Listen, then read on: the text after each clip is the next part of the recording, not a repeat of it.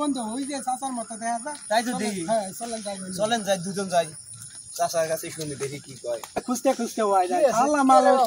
Malaysia বাইরে লয় আছে আপনি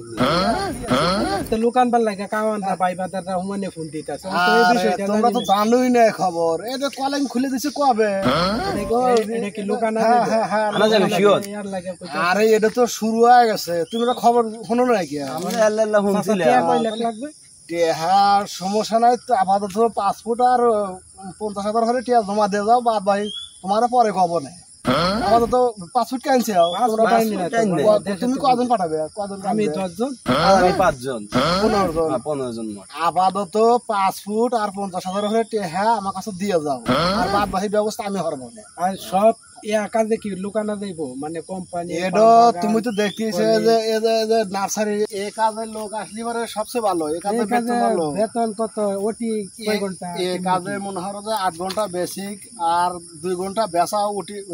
মনে হয় পাবি ওভার টাইম পাবি 2 ঘন্টা ওভার টাইম মিলে 25 আর এখানে আরেকটা কাহিনী আছে এই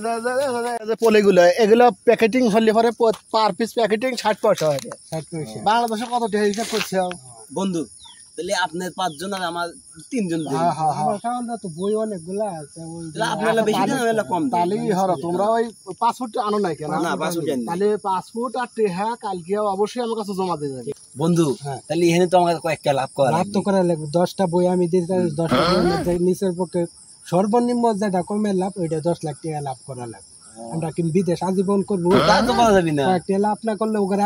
আইনা খালি দিলে ওরা কাম কাজ করে পাঠাইতে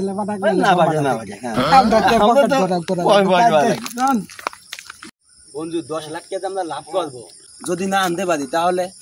দোস্ত তো কথাটা তো ঠিকই কইছো চলো শাইন ভাইকে জিগাই আসলে লোক আনতে পারবো চলো যাই যেই শাইন ভাইকে জিগাই শাইন ভাই ঠিক আছে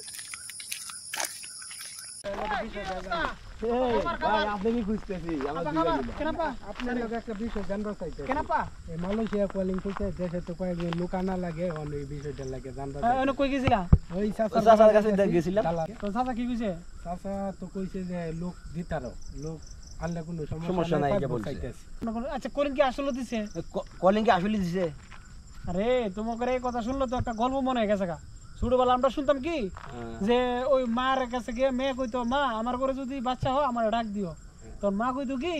যে মা গো মা আমি তোমার কি ডাক দেবো তোমার পেটের ব্যথায় বা তোমার গর্ভ ব্যথায় আমার নিজে তুমি ডেকে উড়াইবা তোমার কান্দে আমি ঘুম থেকে উঠবো এরকম কথা ছিল না অবশ্যই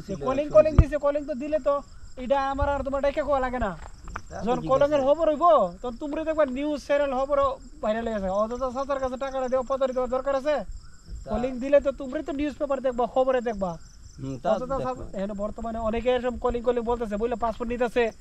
মেডিকেল করে নিব 50,000 টাকাটা হাতে নিব তারপর বাইসেস হইতেছে না হলে তো তুমি আমি দেখবো খবরই আসবো ঘোষণা মালয়েশিয়া সরকার কোনো ঘোষণা দিছে কলিং চালু হয়েছে মেডিকেল চালু হয়েছে অথচ এই প্রতারণা যায় না তো